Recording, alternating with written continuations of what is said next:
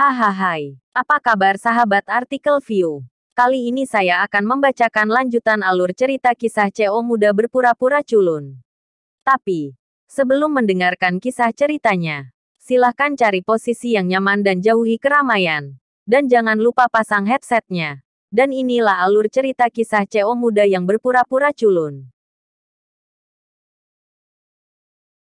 Episode 257. Kisah CO muda yang berpura-pura culun. Setelah Anjas membawa Andika pergi, dia ingin membunuh Andika. Dia kehilangan semua mukanya di depan Victor barusan. Dan wajah lamanya telah tidak ada tempat untuk meletakkannya. Tapi bukankah orang-orang seperti itu benar-benar sia-sia? Dibandingkan dengan Ariel yang telah bertahan begitu lama, bagaimana dia bisa membandingkannya? Tapi Anjas tidak punya pilihan. Dan sekarang bagian terbaik yang bisa dia pikirkan dan temukan adalah Andika. Kemarahan Andika terhadap Ariel membuatnya putus asa untuk membalas dendam. Dan Anjas bisa memberinya sedikit rasa manis dalam masalah ini. Anjing ini akan selalu setia padanya. Dan setelah Arjun dibebaskan dari penjara, dia akan dapat memiliki penolong yang baik. Setelah 10 tahun di penjara, bahkan jika hukumannya diringankan dengan menggunakan hubungan dan perilaku yang baik di penjara, itu akan memakan waktu beberapa tahun untuk keluar. Dalam beberapa tahun terakhir isolasi, dunia luar akan segera membuat Arjun tidak dikenal. Anjas penting untuk membantu Arjun mengolah seekor anjing yang mengetahui situasi eksternal.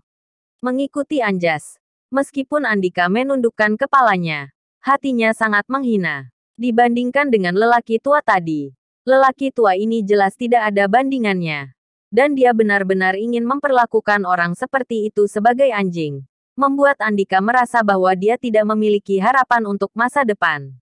Beri kamu 1 miliar dan bangun perusahaan. Pertama, hancurkan perusahaan keluarga Wijaya.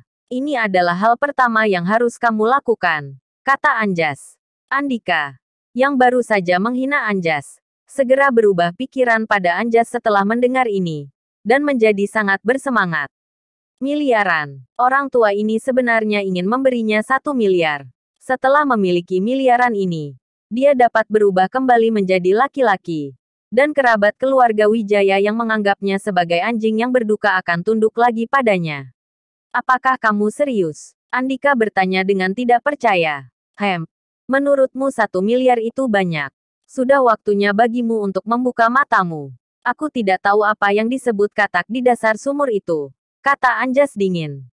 Untuk penghinaan Anjas, Andika tidak merasa tidak nyaman sama sekali. Dia bisa mendapatkan 1 miliar yuan. Dan dia bisa pamer di depan kerabat Wijaya lagi. Bahkan jika dia berlutut di jalan Anjas, dia akan bersedia. Ya, penglihatanku sempit.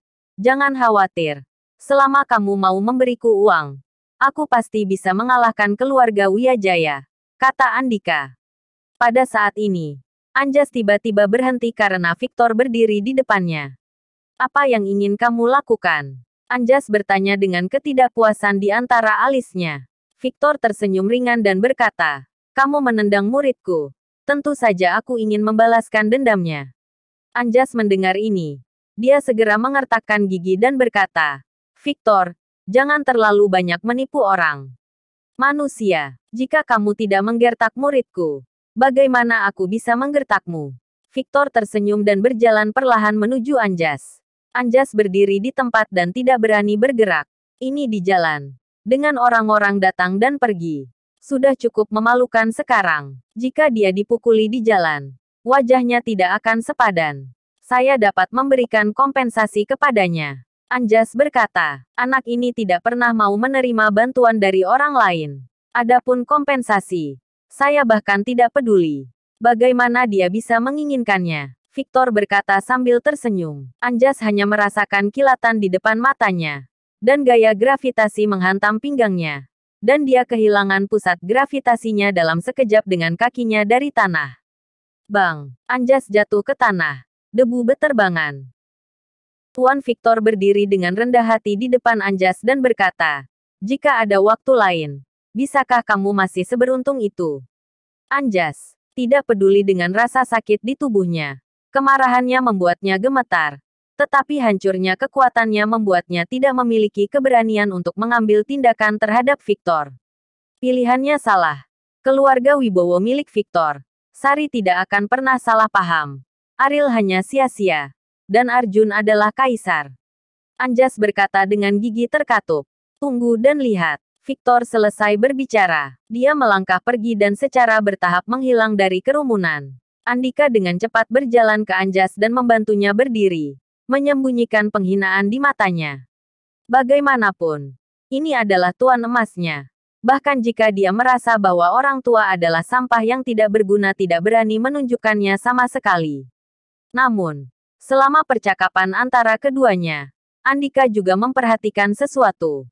Tampaknya pemahamannya tentang Ariel selalu salah. Dia bukan hanya seorang menantu sederhana. Arjun, Sari. Meskipun nama orang-orang ini tidak dikenal, tetapi ketika mereka mendengarnya, mereka tahu bahwa mereka bukan orang biasa. Mungkinkah Ariel masih pria besar? Siapa Ariel ini? Andika berkata dengan curiga. Anjas melepaskan tangan Andika dan berkata dengan dingin. Keluarga Wibowo. Tetapi dia hanyalah putra keluarga yang ditinggalkan. Keluarga Wibowo. Ariel ternyata adalah anggota keluarga Wibowo. 4 kata ini membuat kulit kepala Andika tergelitik. Dia telah menargetkan yang tidak berguna. Apakah itu benar-benar tuan muda keluarga Wibowo di Jakarta? Berpikir bahwa ketika Ariel memasuki keluarga, semua keluarga Wijaya menganggapnya sebagai pengemis. Dan Andika bahkan akan memperlakukan Ariel sebagai kesenangan. Siapa sangka? Orang seperti itu ternyata adalah putra keluarga Wibowo di Jakarta.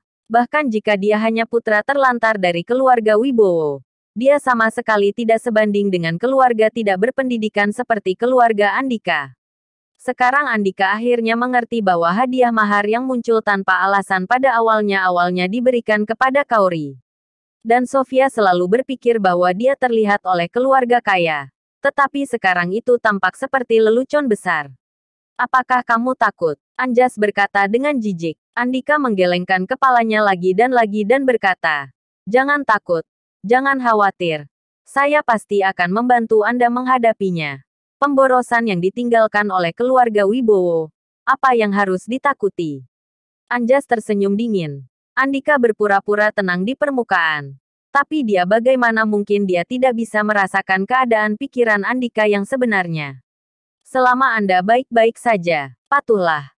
Arjun pasti akan menggunakan kembali Anda di masa depan. Anda tahu. Bahkan jika itu hanya anak berkaki anjing dari keluarga Wibowo, Anda dapat menikmati semua kemuliaan dan kekayaan. Kata Anjas. Saya mengerti. Andika, jangan sebutkan ini kepada siapapun. Jika identitas Ariel diketahui orang lain, siapkan peti mati untuk dirimu sendiri. Anjas berkata ringan. Ariel telah dibungkam di Jakarta selama bertahun-tahun. Dan kelas atas di Jakarta bahkan berpikir bahwa Ariel meninggal karena sakit. Begitu berita itu terungkap, itu pasti akan memicu badai di Jakarta. Karena Arjun, ini sangat tidak menguntungkan. Yakinlah, saya akan menjaga rahasia ini dengan ketat. Di sisi lain, Ariel telah dikirim ke rumah sakit oleh Bimo dan yang lainnya. Dan kepalanya telah dibuka. Meskipun cederanya tidak serius, masih perlu istirahat. Di bangsal, Bimo, Rian, Rehan ketiganya berdiri di samping ranjang rumah sakit, memandangi kepala Ariel yang terbungkus seperti mumi. Dan mereka bertiga tidak berani menatap langsung ke arah Ariel. Kata Ariel tak berdaya. Hahaha. Bimo tidak bisa menahan yang pertama.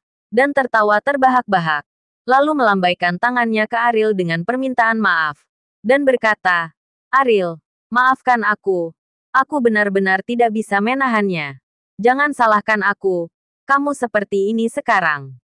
Itu sangat lucu. Saudara Ariel. Jika Anda terlihat seperti ini. Jika Anda pergi ke Dubai. Anda pasti akan dianggap sebagai tiran lokal. Rian tidak bisa tidak menggoda. Rehan tidak berani mengatakan apa-apa. Dan dia tidak berani tertawa. Lagi pula, statusnya tidak sebanding dengan Bimo dan Ria. Dia tahan. Ariel menghela nafas. Tidak apa-apa untuk ditertawakan oleh orang-orang ini. Tetapi jika Kaori mengetahuinya, dia tidak tahu bagaimana menjelaskannya. Jika Anda cukup tertawa, bantu aku memikirkan cara. Yang terbaik adalah menyembunyikannya dari Kaori, kata Ariel. Bimo duduk langsung di tepi tempat tidur dan berkata dengan ekspresi pahit, Ariel, saya menyarankan Anda untuk melepaskan ide ini. Seberapa pintar adik laki-laki dan perempuan saya. Bagaimana Anda bisa menyembunyikannya darinya? Dan biarkan dia tahu setelah fakta bahwa dia hanya aku akan lebih menyalahkanmu. Mengapa tidak memberitahunya secara langsung? Aku tidak ingin dia khawatir, kata Ariel. Cara terbaik untuk tidak ingin dia khawatir adalah menceritakan segalanya untuk mencegahnya memikirkannya sendirian. Jika kamu menemukan alasan untuk tidak pulang, dapatkah kamu menjamin bahwa dia tidak akan memikirkannya di rumah? Ini hanya membuatnya semakin khawatir, kata Bimo. Ariel tidak memiliki cara untuk menyangkal kebenaran kata-kata ini. Jika dia benar-benar menemukan alasan untuk tidak pulang, Kaori pasti akan berpikir liar. Mulut itu benar-benar membuatmu memuntahkan gading, kata Ariel. Bimo tidak peduli dengan serangan verbal Ariel padanya. Dia berkata sambil tersenyum, Ariel, saya seseorang dari masa lalu. Dan saya tahu lebih banyak tentang masalah emosional daripada Anda.